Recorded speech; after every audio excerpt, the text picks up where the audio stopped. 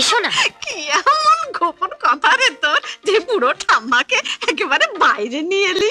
ঠাম্মা, এই একমাত্র চান্স। কিসের? লাইন ক্লিয়ার করো ঠাম্মা। দিদি একা একা থাকতে পারবে না, এই সুযোগে বিয়ের ফুলটা ফুটিয়ে দাও, তাহলে আমার ফুলটা ফুটবে।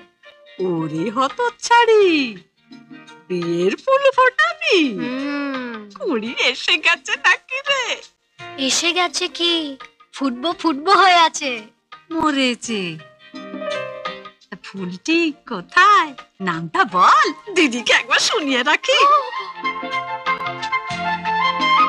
দিদি এসে গেছে ঠাম্মা। দিদি,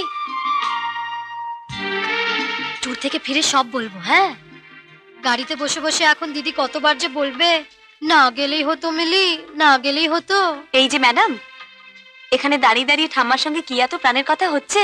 ওদিকে যেতে দেরি হয়ে যাচ্ছে না? চলো।